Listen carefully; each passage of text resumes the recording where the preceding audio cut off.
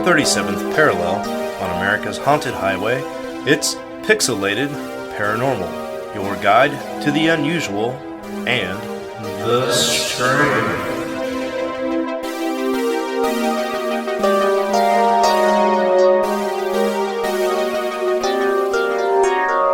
Well, what's up, everybody? Welcome back to episode 245 of Pixelated Paranormal.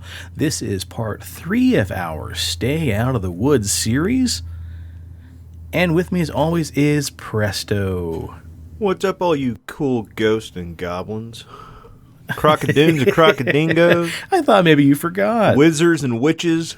Oh, look at that, man. Just keep going. See how far you can beat that horse. Like that little text thread we had going tonight where I accidentally typed CD and you're like, cassette. Yeah. People have no idea what we're talking about, and I like it. Fucking nerds. Well, what they do know is we've been talking about the many reasons to stay out of the woods so far. We've talked about the deer people, the mystery of the mantis man. And for part 3, we're actually jumping back into more familiar territory, and we're going to be doing a little chatting about the funny little forest dweller known as the gnome. And this is not the first time we've talked about gnomes. Not at all, actually. No, it's not. Back on episode 75, Cryptid Encounters Part 6, we talked about the old gnomes. Episode 220, The Crank Caverns, we talked about El Duende, which is more of, I guess, I don't know, a goblin perhaps, but... and who could possibly forget the infamous episode 207, Late Night Volume 4, Oh Gnome, We Didn't, where we talked about your Naughty Gnome novella and read Lawn Gnome Smut, which I think I still might have a complex from. Oh. But yeah, man, this is where you wanted to kind of round things out for now for our Stay Out of the Woods series, and you happen to come across a gnome story in your Bodies in the Woods book. This is going to be from Bodies in the Woods. Hello, my name is Arnold, but most people who know me call me Arnie. I have a bizarre story that many might find hard to believe.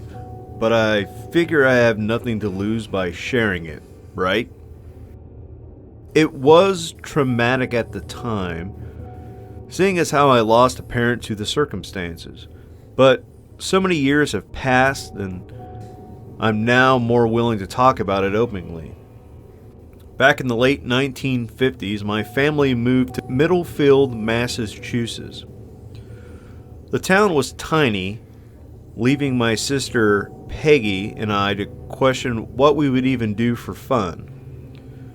My father was hired to help manage a church, and since he was a devoted Catholic, he did his best to remain optimistic about embracing a new life in the remote village. The property we moved to had a ton of plants and flowers and a bunch of lawn ornaments scattered throughout. Among the variety of antique statues was a set of gnomes. The paint on every one of them was chipped, especially around the facial area, making them look deranged. And it wasn't long before the strange occurrences began. I believe it was only about a week after we moved to Middlefield that a nest of baby bird eggs hatched in a small tree near the garden. You'd immediately hear the babies chirping when you stepped out the front door of my house. It was a delightful noise to start the morning. Our family enjoyed hearing those noises throughout the day, and we frequently notified each other whenever they seemed their loudest. I don't think we had known the baby birds for longer than a week before we found the nest lying on the ground in our garden and the babies were all dead. The strangest aspect was how none of their bodies had lacerations, but all of their necks were broken. We all wondered what would have been responsible for such an act. A predator would have left the mess. It was evident that whatever had killed them wasn't interested in eating them. Someone or something merely wanted them dead. But why? Did the culprit decide the consistent chirps were annoying? A few days after discovering the dead birds, I noticed our neighbor staring at Peggy and me through her front window. Only a part of her was visible because she was peeking past her curtain, but I could tell she had pale skin with long matted white hair. She hadn't introduced herself to anyone in our family, and her house was in shambles. Her home was almost directly across the street and looked like it hadn't undergone even the slightest bit of maintenance in God knows how many years. There was never a car parked in the driveway, which made me think that maybe she didn't own one. However, there was a detached garage to the right side of the house, which could have had a vehicle inside of it. The place took on an even creepier presence the more my sister and I noticed the woman observing us through her window. We wondered what kind of enjoyment she could be getting from that. Oddly enough, neither our parents noticed the neighbor peeking through her window at them, so they didn't seem to think anything of it when we talked about it. But Peggy and I agreed that something about the woman gave us a terrible feeling. As time went on, more and more animals started showing up dead, most of them near the garden in the front yard. Peggy and I noticed the old woman staring at us even more. Another weird thing we noticed was how there never seemed to be any lights on in the house once nighttime rolled around. It was as if she was against using electricity, or maybe she couldn't afford it.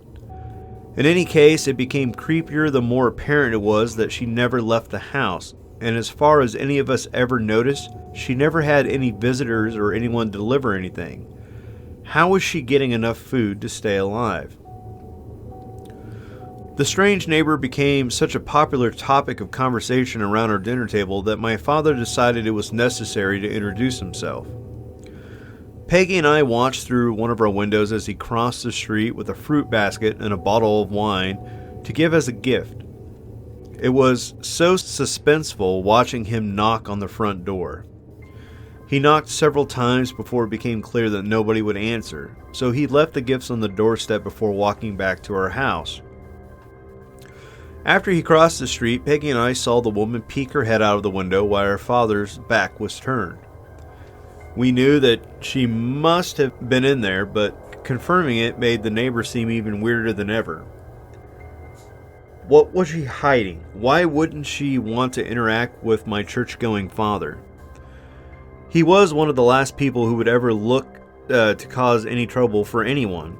And as soon as our father entered our house and shut the door behind him, Peggy and I went running over to tell him that the creepy lady watched him as he walked across the street.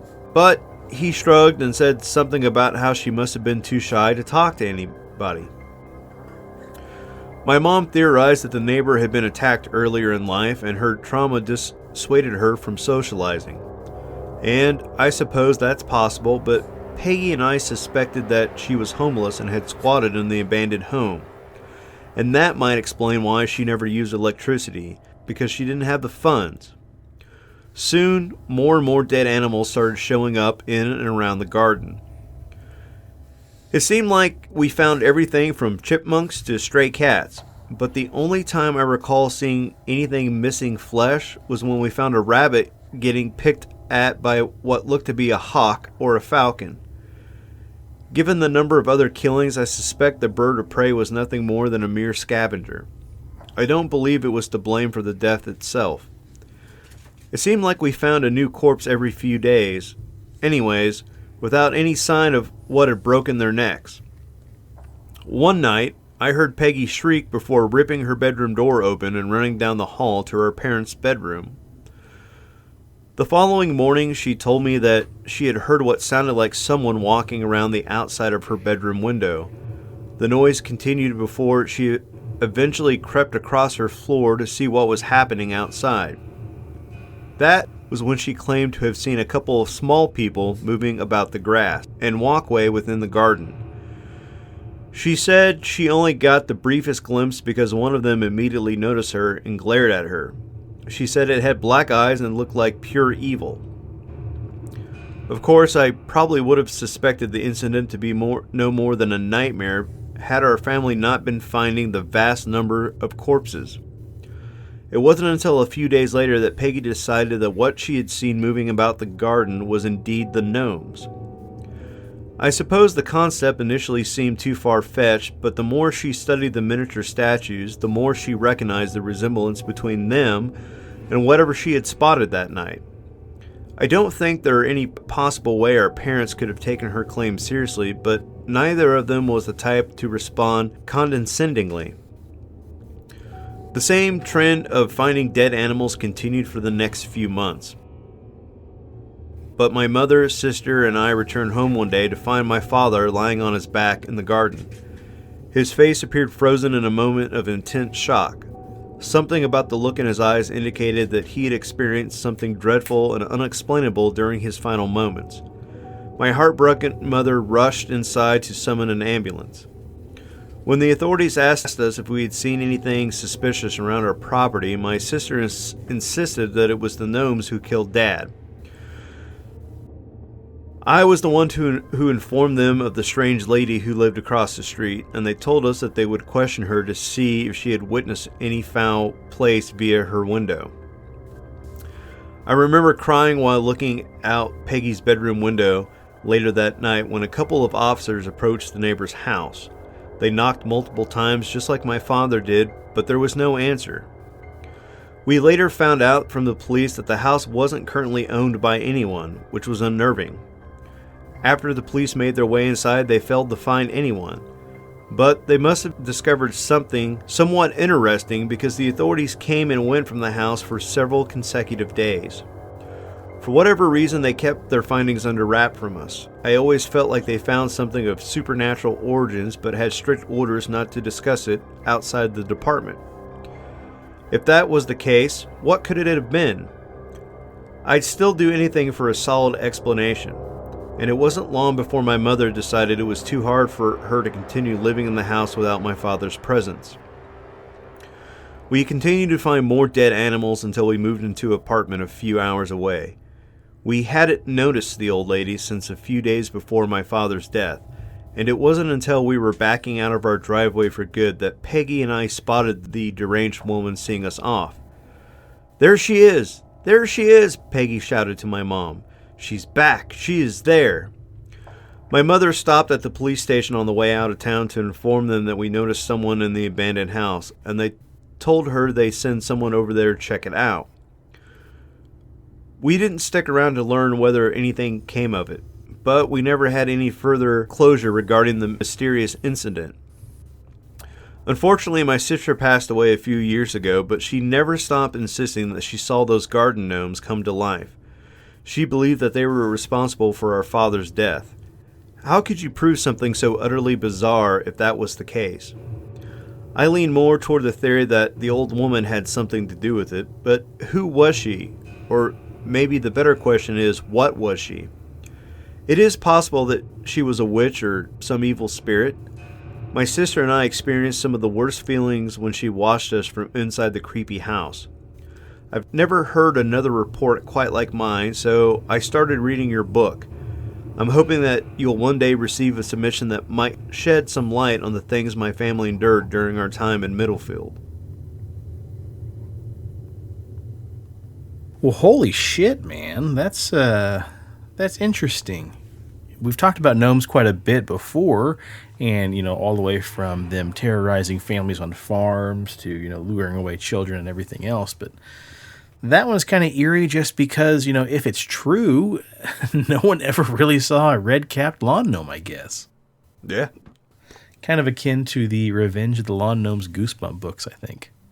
Or, as I titled this episode, Attack of the Gnomes. Kind of like episode 2, Attack of the Clones. There you go. Well, with all this bizarre terror, it's got to make you wonder, is there anything we could possibly do to protect ourselves from these little red-hatted terrors? Well, buddy, as a matter of fact, there is. And I bet that the tips that we are about to share probably could have helped those poor souls from that last story. Well, as we record this episode, we're at the tail end of June, which means it's almost July, folks, which is halfway to the most wonderful time of the year. And everybody's full of holiday cheer because it's almost Christmas in July, which means 6 more months till old Santa Claus climbs down your chimney to put presents under your tree and blah, blah, blah. Well, folks, I'm here to tell you that you're living a lie. Oh.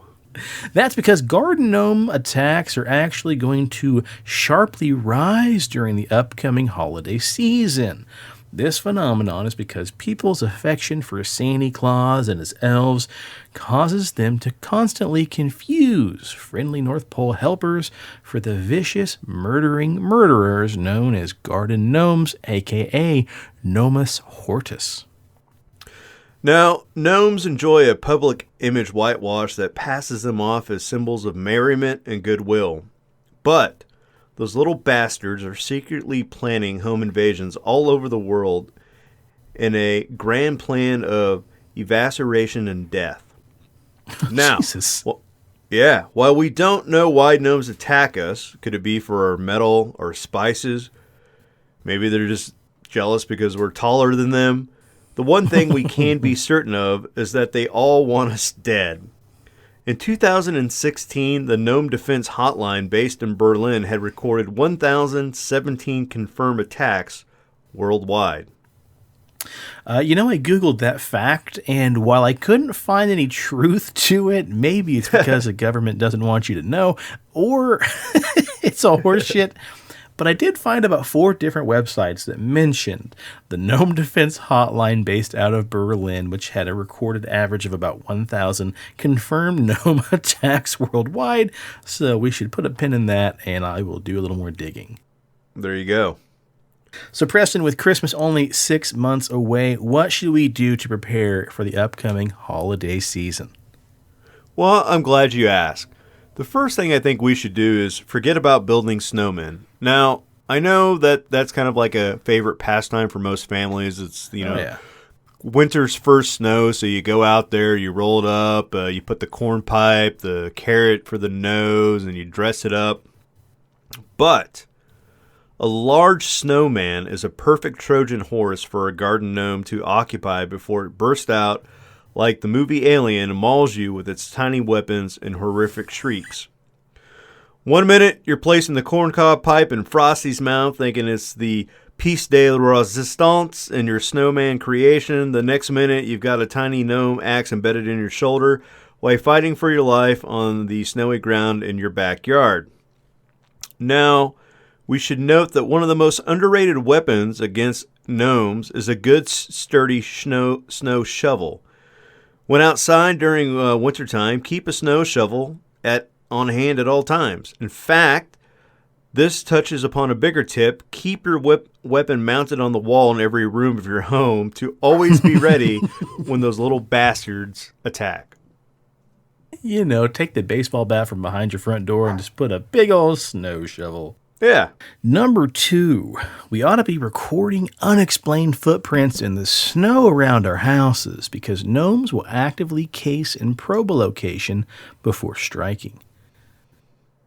It's hard for them to get their bulbous bodies around the yard without leaving some tiny little footprints. So when you see diminutive markings in your fresh snow outside your house, please ignore your spouse's insane opinion about how they're probably just from those cute little squirrels. And you should automatically assume the worst. If you see those tracks, it's what's called a gnome close encounter of the first kind. And it means Gnome Attack D-Day, baby. It's coming up quick. It's time that you fortify the house and put a cap on the old chimney. Now, if you hear something coming down the chimney during the holidays, instead of pulling out some milk and cookies for old Santa Claus, pull out your boomstick so you can blow your lawn gnome intruders' heads straight out the bowels of hell, just like Ashley Williams. And like Ash would say, shoot first, think never. Now, number 3 on things you can do to prevent lawn gnome attacks is take note of unusual Christmas tree ornaments. Normal tree decorations are fine, but stick with shiny ball-shaped ornaments, garland, lights, and the star on the top of the tree. But here's the problem. The second you start adding all kinds of unusual adornments, then the tree becomes a great opportunity for those small bastards to hang itself on the tree and pretend just to be another harmless item. Then, when you come close to pose for that adorable family photo with all your purposely bad sweaters, that's when the bearded agent of death leaps from the branch to pierce your fleshy neck. The last thing you think is how ironic it is that a gnome used your own holiday garland to strangle you to death. Now, instead of lighting Hanukkah candles, go plastic, electric lights. If you have an open flame in the house, a garden gnome will use the light as his miniature Molotov cocktail right before chucking it at your loved ones. This is absurd. Number 4, folks, if you survived the menorah Molotov cocktails, protect the eggnog. That's right, folks. Garden gnomes are highly adept at potions and alchemy. An easy way for them to take over the house is to simply poison the humans inside. So, on that note, make sure you're always keeping an eye on the old punch bowl and eggnog supplies. Brave individuals have been known to turn this attack backwards on the attackers. This is how you do it. Next to an open eggnog bowl that you've been mistakenly leaving unattended, you gotta place a mug of your finest ale and some juicy, juicy gumdrops, both of which, naturally, you're gonna lace with rat poison. Just keep them away from your pets, folks. But when the fat little gnome comes to kill you, they'll smell the sweet scent of tasty goodies and chow down only to die minutes later. Then, when you come across the dead gnome on your dining room table, we might suggest the gruesome yet effective strategy of hanging him outside for other gnomes to see, so they'll promptly crap their tiny trousers and hopefully leave you the hell alone like some Yuletide Vlad the Impaler. But last but not least, be wary of Christmas lights in the wrong locations. One precursor to a gnome horde attack is dancing lights that catch your attention as they reflect around the room. This is an especially acute problem during the holidays because you might mistake this telltale sign as a mere holiday light that another family has put up in a different area. Just as you're thinking to yourself, I should really thank Sally for putting up those new lights that project mirth and goodwill, garden gnomes rappel down the ceiling and attack your head while others shoot coordinated mini arrows into your ankles. At that point, you're fucked. What other precursors to full-fledged assaults include the following: unexplained sawdust around the house, the smell of pipe smoke, the power going out, and missing pets. Just like in our real-life story from earlier. Jeez, buddy. Yeah. Well, these last 2 episodes have been pretty serious, but I don't know, a little levity kind of loosened things up a little bit.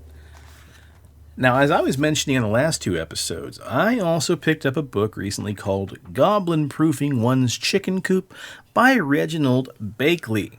In this book, there's all sorts of great tips on how to goblin-proof your chicken coop, fight off warding trolls, know how to identify flowering fairies, and much, much more. Now, as it turns out, this book is worth a deep dive of its own, but I would like to share, to finish out the episode, an excerpt on gnoming. Springtime means gnoming, how to proper outfit your hunting party, indications of gnome life, and techniques for riflemen, among other things. So,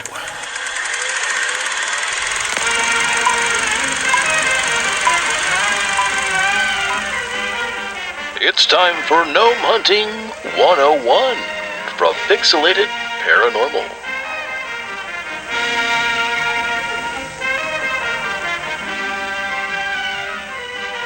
spring has sprung, and now that means it's warming up outside. So to a lot of people, this time of year it means gnoming. Crafty and fast, gnomes are the season's most rewarding catches. Although the gnomish population has dropped slightly in the recent years, seasoned hunters should take note as not to deter themselves from bagging a gnome or two, but rather this could be an incentive. Gnomes are far more a nuisance than a help to people on the countryside. They're known to befriend woodland creatures and invite them into the field or the garden to eat freely in your garden or your fields. And after they attack your bounty, they're known to leave behind troublesome latticeworks of burrows, undermining the integrity of the forest floor and also your gardens. These create nasty traps for the hooves of horses or your puppy or even that idiot brother-in-law. But if anyone needs an ultimate rationale for taking up arms against these diminutive devils, then I urge you to consider wonderfully dark, earthy tastes of gnomish meat. A dish combining mushrooms, freshly picked vegetables, and gnome is surely one of summertime's greatest pleasures. Now, as an intelligent gnomer, you should outfit yourself with the proper equipment. Stealth is essential when tracking gnomes, so make sure your first priority is sourcing a quiet pair of thin-soled stocking boots. Gnomes gravitate towards temperate climates and wooded habitats, shunning swamps, so if you needn't bother for those hip waders, instead a simple thin-soled boot would do. You should wear drab-colored clothing, keeping with the terrain of which you'll be hunting. Dull browns and greens usually do the trick, so Preston, if you and I were a gnome, we would be absolutely fucked. Next up, you should choose your weapons carefully, because your quarry stands no taller than 1 cubit when full grown, so it's easy to overestimate the required firepower needed. This can be a grave mistake, resulting in you bringing along an implement which will blast this tasty fairy into pixie dust, so it's better to first ask yourself, Preston, what kind of gnomer am I? If you think yourself a cunning stalker, instead you might just be served by carrying a powerful slingshot. A patient archer is paired nicely with a precise crossbow. For those quick brutes among the gnomish set, perhaps a potent club could get the job done. Although rifles too are categorically out of the question for beginners, but as I will later explain, a skilled marksman can bag a gnome with a rifle without even piercing the delectable creature's skin. I didn't realize you could eat gnomes. No. A final essential bit of equipment is an elephant gun, for reasons that may be explored at a later date. Now, gnoming hunting parties are best limited to 2 or just 1 hunter and possibly a reliable hound. You gotta set yourself up near the entrance of the gnome's house, which you can quickly distinguish by seeing a doorway to the intertwined spreading roots of large oak trees. Look for shrunken examples of furniture recalling the arts and crafts movements littering the front of these roots. Dawn and dusk are the preferred hours for your grim vigil, as it is just before sunrise the gnome leaves his house to go to the wood shop, and nightfall before he returns. Now, gnomes have an olfactory sense nearly as sharp as that of a hound, so the successful gnomer will take care to smear his skin and clothing with generous amounts of les odeurs de la forêt, aka the smells of the forest. You're going to want to mix some elderberries, broken up toadstools, and maybe even a little deer stag droppings to make a thick paste, rubbing it all over yourself and any weapons you may have carried with you for the hunt. This will optimize your chance of evading their keen nostrils. Now, when a day or a night best suits you in betwixt when the gnome leaves his house and comes home from the shop, the wisest gnomer of the woods, smeared in elderberry paste and slingshot at the ready, will observe the telltale sign of a gnome as he saunters down the forest path, hips a-swingin'. That sign is none other than the gnome's conical red hat, bobbing up and down amongst the plants of the forest. Each gnome wears this distinctive headgear in all periods of wakefulness and sleep. It is this self-same cap that will prove to be our antagonist's undoing, for it shines like a crimson beacon atop his head.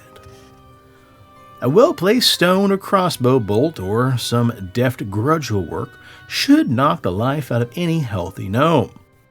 Take care to aim for the creature's head and hit it hard. It's no secret the gnome's cranium is thick and centuries ago inspired the now popular term gnome skull to indicate a person of slow wit due to a thick head. Any rifle-wielding sharpshooter must take a different approach though, because any bullet fired will be sure to split their skull. What's the use of spending all your time smearing stag ferments all over your body if you have nothing to show for yourself other than the mangled pulp of a fairy that may not have much to offer of sustenance? No, the marksman's technique is subtle, sporting, and often offers more options for the successful gnomer. This is known as the concussion shot, of course, and in my opinion, this is the only way to hunt a gnome. The trickiest bit about concussion shot is to set it up properly, and it requires that you first tree the gnome. Although treeing a gnome may seem like a lot of work, your efforts will be rewarded in that you may, by way of a successful concussion shot, bag a gnome live and uninjured. Gnomes are excellent climbers, that's no secret. So given a chance to select between a morning spent in the jaws of your hound or the branches of a nearby oak tree, they'll pick the latter every time. But because gnomish bellies are fat and gnomish arms are short, their climbing technique leaves them laid flat against the tree trunk, gripping the bark tightly with their thick little sausage fingers. It's here you'll take your opportunity. Aim to just the side of a gnome's head, and boom! Your shot should hit the tree. Even a strong gnome will fall immediately and be collected in a bag once it hits the ground. For when the concussion shot is used against squirrels or smaller arboreal creatures, it will kill them instantly. For a gnome's fortitude being great, however, it will merely knock the gnome unconscious by the bullet's reverberating impact on the tree. Subsequently, its skull will then rattle as it falls to the ground. The fall shouldn't break any of your prey's sturdy bones, though. Death does a double take and leaves the gnome completely intact with no ill effects beyond an aching head once it awakes. Of course, the results of a botched concussion shot can be disastrous. If your aim has been tainted by a few early morning whiskeys and you actually score a bullet to the gnome's skull, you'll splatter his head like the perfect kill shot. If you hit too far to either side of the gnome's head and your shot misses the tree altogether, it could possibly connect with another member of your gnoming party. Once bagged, gnomes must be stored if they are not to be served at that night's dinner. Seasoned gnomers know that you can hang a gnome in a cellar for up to a week, or they can be kept in a freezer for thawing later in the year. Keeping a live gnome, however, is trickier. You gotta hurry home with your catch before it comes to from the concussion shot.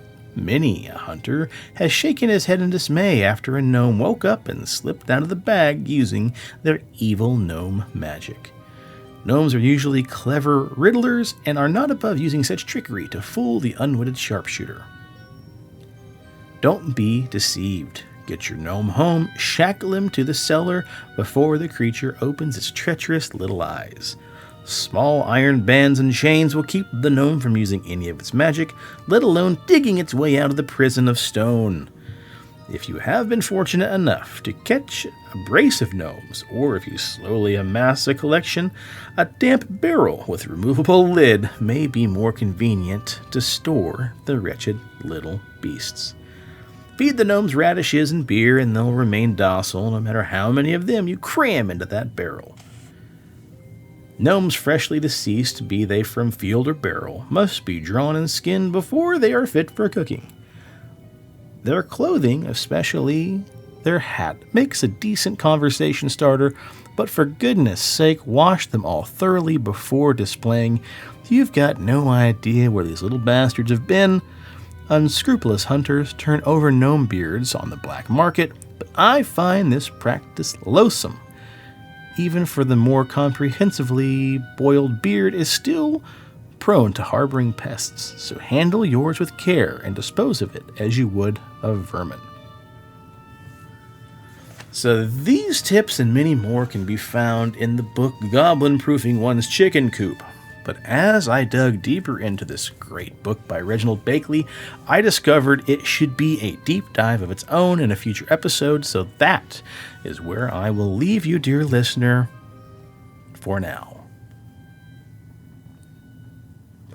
Alright, buddy, it's not our first foray into gnomes, so I think that's where we ought to cut it. And if you're wanting some more How to Survive a Garden Gnome Attack, check out the book by Chuck Sambucino. You can get it on Amazon. So, Barnes & Noble and IndieBound. Hell yeah. Gnomes are little but smart. Benign appearance belies murderous intent. Spellbinding flashing lights are a prelude to an attack, and those little bastards will steal unattended tools and household utensils to attack you. Don't trust them. Crafty little bastards. Yeah. Well, we definitely want to give a shout out to a couple different books. Bodies in the Woods from Tom Lyons, I Know What I Saw by Linda S. Godfrey, and the aforementioned Goblin Proofing One's Chicken Coop by Reginald Bakley. Boy howdy, that's the most reading we've done for 3 short episodes. Woo! Yeah, that's right. I think we earned ourselves a break. Something I thought about before recording, and I'll just include this anywho, we're going to be switching over from Mark's Pixelated Sausage Network onto our own in the upcoming weeks, so there may be a short period, maybe a week or 2 that we might miss an episode getting everything set up. We'll definitely make sure to mention that on the social medias. Hopefully we won't see any kind of interruption, but there might be a week, possibly after this episode, where we don't post anything as I get everything geared up to start taking over the hosting duties myself. But until next time, please follow us on the social medias, Instagram at PXL Paranormal, Facebook, the Pixelated Paranormal Podcast. Preston, any news on YouTube? Fuck, dude, we got one more subscriber. We're now sitting at 187, up from 186. So do yourself a favor. If you haven't checked out YouTube, get over there, like, subscribe, share with all your friends. We got some videos that have like 2,000 views. We have other videos that have 7 views, 3 views. Ooh, Space Jam, Go Wash Your Hands. Episode 137 only got 3 views so far. So maybe, I don't know, go give that one some love.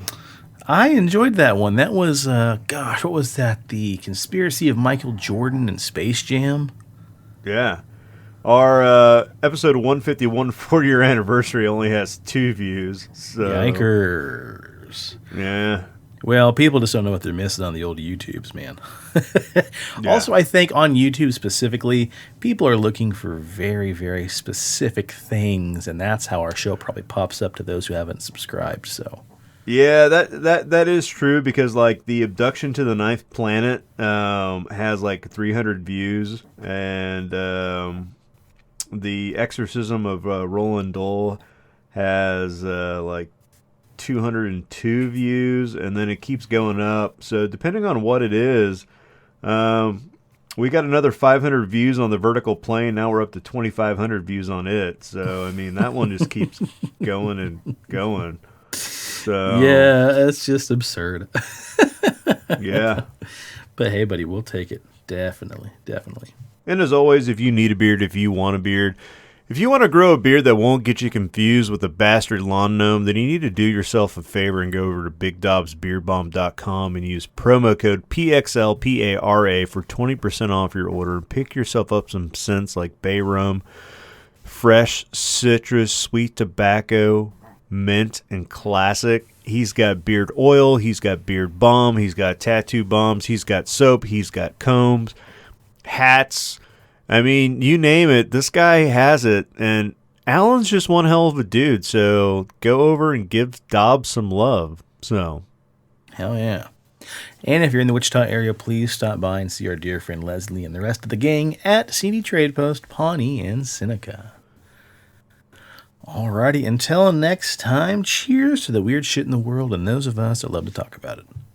And stay spooky and stay on the paranormal highway. The cast at Pixelated Paranormal would like to thank you for listening to this week's episode. Pixelated Paranormal is here to tell you tales of the fantastical, the strange, the unknown. Tales that will move you a little further down the paranormal highway. If you'd like to share your own listener story, we would love to hear it. Email us at pixelatedparanormal@gmail.com. Again, that's pixelatedparanormal@gmail.com. We'd really love to hear from you. Again, thanks for listening to this week's episode of Pixelated Paranormal, your guide to the unusual and the strange.